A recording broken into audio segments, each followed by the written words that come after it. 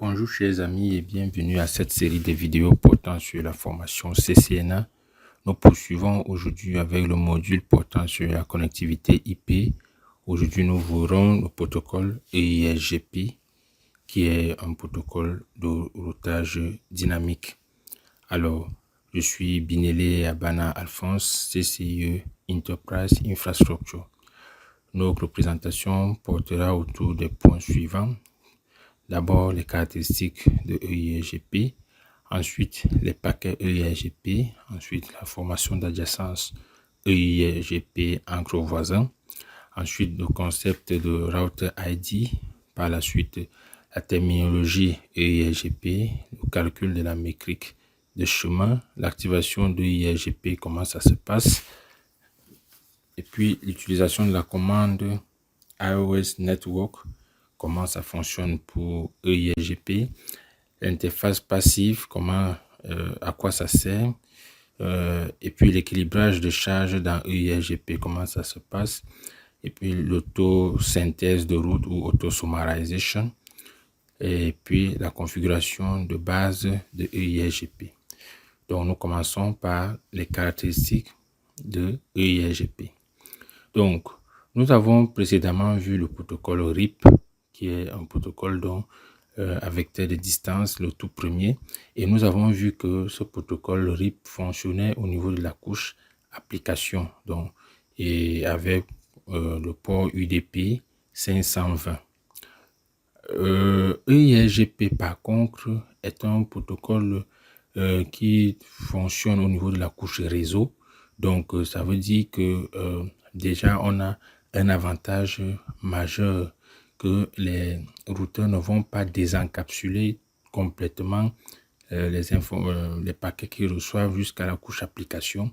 Ils vont juste rester jusqu'à la couche réseau et ils vont pouvoir router le paquet directement. Voilà, donc c'est un premier atout de EISGP. Le second atout de EISGP, c'est que il combine quelques fonctionnalités intéressantes des protocoles à état de lien, bien qu'il soit un protocole à vecteur de distance. Donc nous verrons ces éléments plus tard. Par exemple, EISGP, contrairement à RIP, qui n'établit pas préalablement une adjacence entre les voisins avant d'échanger les routes, EISGP, lui, va d'abord établir une adjacence avant de pouvoir commencer à échanger les routes. Donc EISGP est vraiment un protocole assez intéressant, et puis nous le verrons par la suite. Donc bien que EISGP utilise les paquets Hello pour découvrir les voisins et former les adjacences comme un protocole à état de lien, EISGP est basé sur le principe des protocoles de vecteurs à distance pour lesquels les informations du reste du réseau sont apprises des voisins directement connectés. Cela signifie que EISGP connaît seulement quel est le prochain saut pour arriver à une destination. Donc, il a une vue partielle du réseau, donc juste jusqu'à son prochain saut. Il ne connaît pas exactement où se trouve la route, mais seulement le prochain saut pour arriver à destination. Donc, EISGP utilise l'adresse multicast 224.00.10 ou l'adresse MAC 01.005E.00000A pour communiquer avec les voisins. Donc, ça veut dire que une interface qui est activée EISGP dans un routeur, cette interface-là va pouvoir recevoir et interpréter les paquets d'adresse de destination 224.00.10. Donc, EISGP enregistre toutes les routes disponibles, y compris les routes de secours des réseaux de destination, pour qu'ils puissent rapidement basculer sur les chemins secours. Voilà, donc ça c'est un autre avantage majeur de EISGP, contrairement à RIP. Nous avons vu que RIP ne va stocker que les routes disponibles et il va compter sur les timers tels que invalidation timer et puis le hold down timer lorsque par exemple la métrique varie. Avant de mettre à jour la métrique, utiliser un timer pour pouvoir modifier. Et ensuite, aussi les invalidation timer. Si une route est indisponible, il ne va pas la supprimer directement, il va attendre un intervalle de temps avant de la supprimer. Donc, RIP ne va compter que sur ces aspects-là pour pouvoir maîtriser, en fait, gérer les routes. Par contre, EIRGP, son temps de convergence est assez rapide parce que lui, en plus de garder les routes disponibles, il va garder les routes secours, donc les chemins secours, de telle sorte que si le chemin principal est, si la route principale dans la table de routage est perdue, la route de secours est immédiatement ajoutée à la table de routage. Donc, EIRGP supporte également le Equal Cost Balancing, comme tous les protocoles de routage d'ailleurs. Mais en plus de cela, il va supporter le Unequal Cost Balancing. Et c'est d'ailleurs le seul protocole qui supporte le Unequal Cost Balancing. C'est-à-dire que même si les routes ne sont pas équivalentes, s'il n'y a pas plusieurs routes équivalentes ou alors correspondant à une destination avec les mêmes métriques, on peut toujours utiliser par exemple la route secours pour pouvoir véhiculer le trafic. Donc on peut envoyer un peu de trafic sur les autres routes qui ne sont pas les meilleures routes. Donc ça, c'est une particularité du protocole EIRGP. Donc EIRGP supporte également la validation des voisins en utilisant une authentification basée sur le MD5 comme RIP bien sûr. Donc cela permet d'éviter les inclus, les personnes non autorisées qui pourraient échanger les informations de routage afin de peut-être d'usurper du trafic. Donc, l'authentification sera assurée donc que les routes reçues par un routeur proviennent de sources fiables. Donc, EIRGP supporte aussi la contraction ou la synthèse automatique de route. Donc, c'est-à-dire, il offre la possibilité d'envoyer une route synthétisée ou bien contractée pour représenter un groupe de routes, comme d'ailleurs le protocole RIP, donc permettant ainsi de réduire la taille de la table de routage. EIRGP annonce le réseau ainsi que le masque, ce qui fait de lui donc un protocole de routage sans classe comme RIP version 2. Donc, EIRGP envoie initialement toute la table de routage entière à ses voisins. Voilà. Donc, il envoie toute la table de routage entièrement à ses voisins initialement. Les mises à jour doivent être acquittées par ses voisins. Voilà. Donc, et une fois que les mises à jour sont acquittées, EIRGP envoie un paquet hello pour informer le voisin qu'il est toujours en marche. Donc, toutes les 5 secondes, il va envoyer le paquet hello. Donc, à ce point, il n'y a plus d'envoi de mise à jour. En cas de toute mise à jour, uniquement la nouvelle mise à jour est envoyée. Donc, incremental update. Voilà.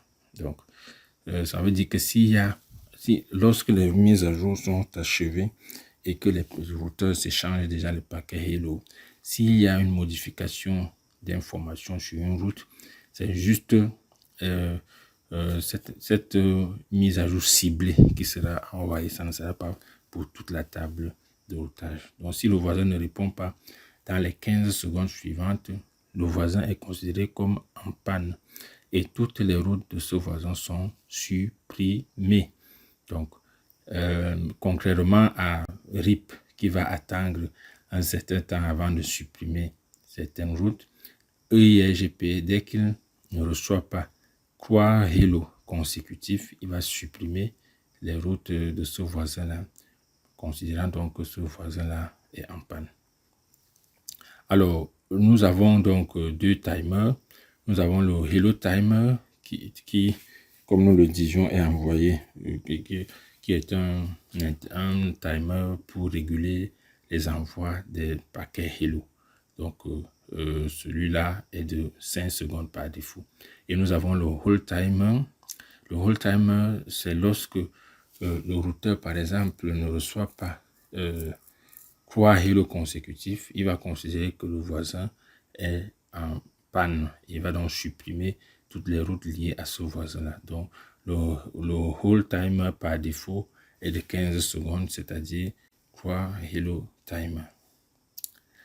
Donc, voilà pour ce qui est des caractéristiques, en fait, des paramètres liés à EIRGP. Nous allons voir d'autres caractéristiques de EIRGP liées à la table, donc, aux différentes tables que EIRGP va gérer. EIRGP gère 3 tables principales, donc la table des voisins, premièrement, qui contient la liste de tous les voisins directement connectés qui ont établi une adjacence avec le routeur considéré. Donc, si un routeur a, si on a configuré EIRGP sur 3 interfaces qui sont connectées à 3 routeurs différents et que ces interfaces, l'adjacence est déjà montée, ils ont déjà établi l'adjacence, alors en ce moment-là, ces 3 routeurs-là vont figurer dans la table d'adjacence.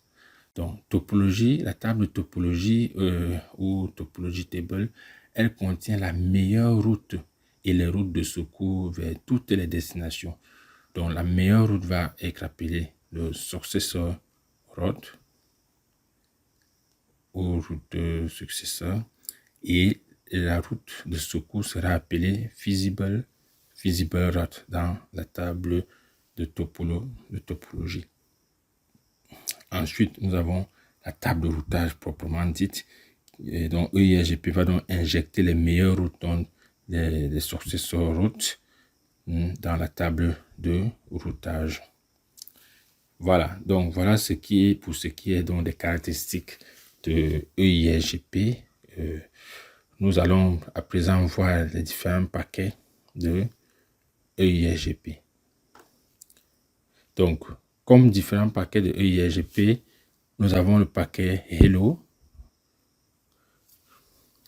qui est donc utilisé pour découvrir les voisins, donc pour découvrir les voisins et détecter si un voisin ne répond plus. Voilà, donc c'est pour ça qu'on a par exemple le Hello Timer pour pouvoir réguler l'envoi de ces paquets-là et le Hold Timer pour pouvoir détecter quand est-ce qu'un voisin ne répond pas. Et puis nous avons les paquets d'acquittement dans le hack qui sont donc envoyés qui sont des acquittements aux requêtes qui ont des numéros de séquence non nuls, donc par exemple les requêtes update. Donc à chaque requête update, il y aura un acquittement, un paquet d'acquittement acknowledge. Et puis nous avons les paquets update qui sont les paquets envoyés donc par le routeur donc pour pouvoir rechercher par exemple un autre chemin lorsque le chemin principal par exemple est en panne. Voilà, ça peut aussi être, c'est aussi les paquets envoyés lorsque par exemple un lien est en panne et si on veut chercher un chemin secours, un chemin alternatif, donc on va envoyer le paquet update.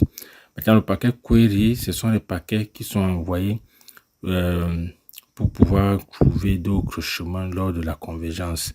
Donc, si par exemple, lors de la convergence, si on n'a pas reçu toutes les routes, donc le routeur va envoyer le paquet query pour pouvoir recevoir, donc demander au routeur d'envoyer spécifiquement une route précise. Et puis les paquets reply, ce sont des réponses au paquet query. Donc voilà, donc la particularité ici c'est le paquet update, donc qui sont envoyés lorsque on cherche à envoyer des routes, lorsqu'un voisin cherche à envoyer des routes tout simplement, et puis quand lorsque un chemin par exemple est en panne, lorsque un chemin est en panne, pour pouvoir chercher une alternative. Donc voilà les différents paquets utilisés donc par EIRGP. Nous allons à présent voir la formation d'adjacence EIRGP. Donc La formation d'adjacence EIGP obéit donc à un certain scénario ou un principe. Donc, en recevant un paquet Hello EIGP d'un autre routeur, un routeur tente de devenir voisin. Donc, lorsque un routeur va recevoir un paquet Hello d'un autre routeur, il va tenter de devenir voisin. Il va donc vérifier les paramètres suivants et s'ils correspondent à ce qu'il a pour cette adjacence-là. Donc, les paramètres suivants doivent correspondre pour que les deux routeurs deviennent voisins. Premier paramètre, nous avons les valeurs du vecteur K. Donc, le vecteur K, nous allons voir ce vecteur un peu plus tard. C'est le vecteur qui détermine donc les différents éléments à prendre en compte dans le calcul de la métrique. Donc, on va voir ça plus tard. Et puis, nous avons le sous-réseau principal doit être correspondant. Donc,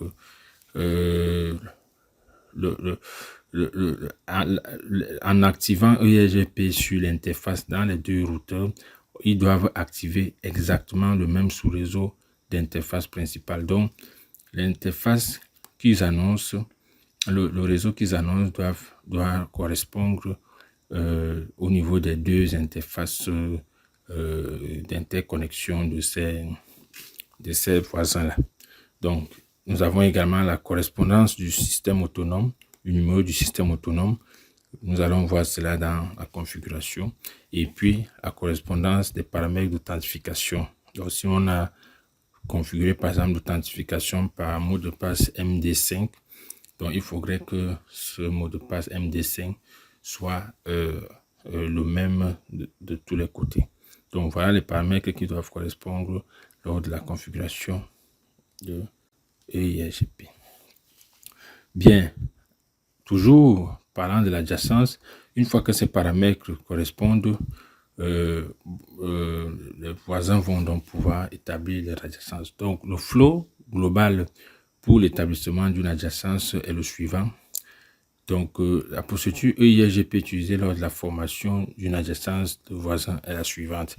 Donc, première étape, les deux routeurs vont s'envoyer le paquet Hello. Donc, R1 va envoyer Hello à R2, R2 va envoyer Hello à R1. Et puis, les deux routeurs vont donc vérifier si les paramètres précédemment cités correspondent. Ensuite, si ces paramètres correspondent, nous avons donc le R1, routeur R1 qui va envoyer le update packet avec un init set. Donc, et puis lui va acquitter, et puis il va également encore envoyer, il va acquitter, il va envoyer, il va acquitter. Donc là, c'est déjà l'échange de la table des informations de routage dans les différents réseaux. Donc, lorsque cela est fait, ils vont donc se synchroniser et avoir la table à jour. Voilà. Donc, comment se passe concrètement cet échange? Donc, première étape, les deux routeurs R1 et R2 envoient tous les deux un paquet Hello en mode multicast. Bien sûr, nous avons donné l'adresse multicast qui est 224.0.0.10 pour EIGP. Voilà, donc voici cette adresse-là que vous pouvez voir ici, adresse destination. Et puis l'adresse source, donc là c'est l'interface sur laquelle on a activé EIGP. Donc l'interface là, donc XR1 va envoyer donc ce paquet Hello à partir de cette interface là. Et puis voici vos paramètres K, votre vecteur K, voilà. Et puis là c'est votre système autonome, voilà. Tous ces paramètres ici donc seront vérifiés. Ceci, l'adresse source, paramètre K et puis système autonome. Bien, donc par la suite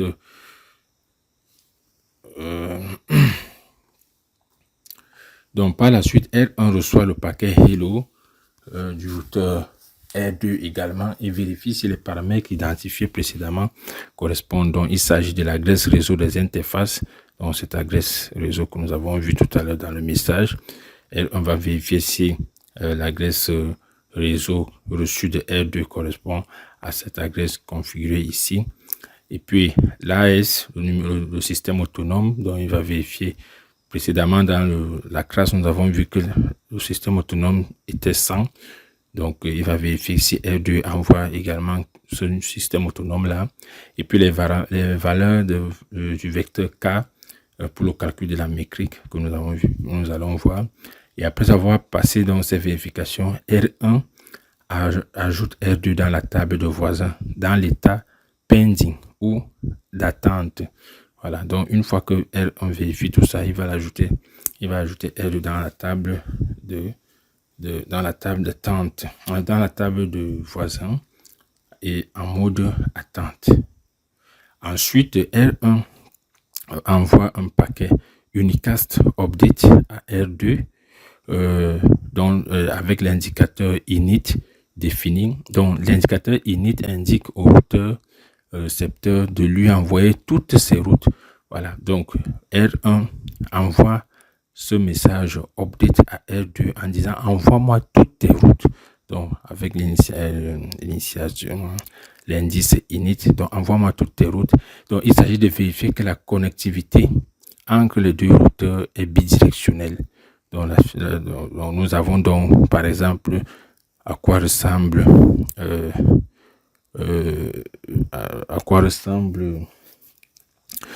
cela.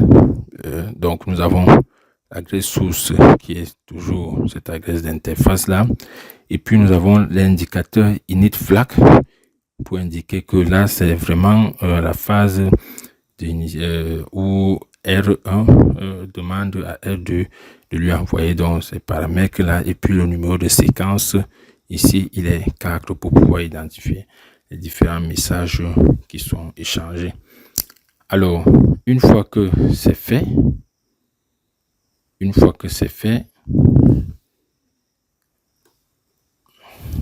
R2 va répondre à R1 par un paquet update avec l'indicateur init. Voilà, donc R1 va répondre donc à R2 va répondre donc R2 va donc répondre à R1 par un paquet update avec l'indicateur init défini pour recevoir toutes les routes de R1. Donc cela confirme que le graphique est bidirectionnel entre R1 et R2. R1 migre l'état de R2 vers l'état up. Donc une fois que ces deux messages là sont échangés, il va également migrer donc vers l'état up. Il va migrer R2 R1 va migrer R2 vers l'état up dans la table des voisins, et la figure donc montre cela. Donc là nous avons un acquittement. Donc c'est un acquittement parce que là nous avons acquittement au message 4. Le message 4 reçu précédemment de R1, donc R2 l'acquitte. Donc en créant son propre numéro de séquence et en ajoutant le numéro de séquence précédent pour dire que c'est un acquittement à ce numéro de séquence là. Donc par la suite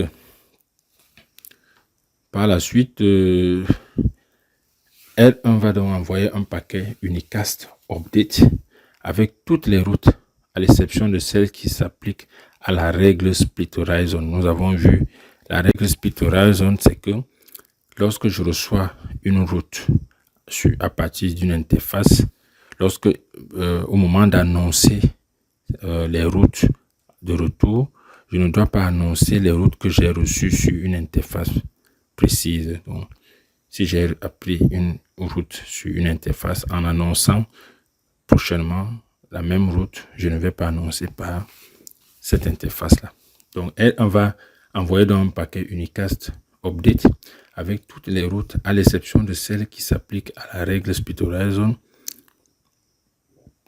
Donc, selon la quantité de routes, ce processus peut prendre un ou plusieurs paquets pour se terminer.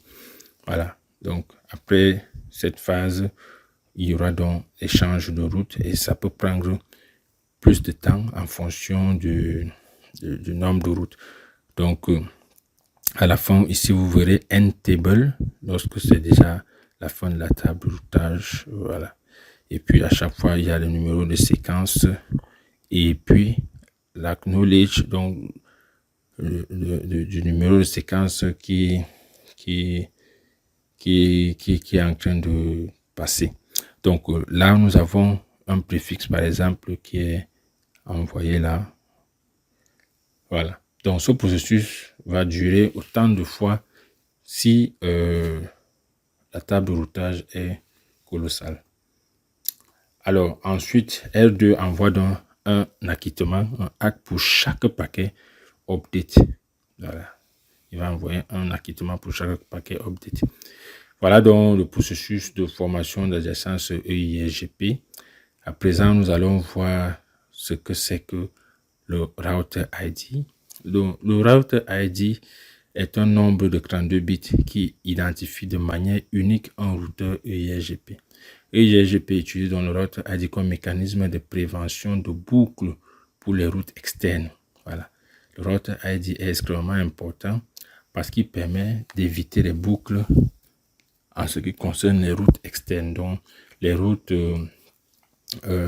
redistribuées par exemple dans EIGP. Ces routes, on peut éviter les boucles avec le router ID.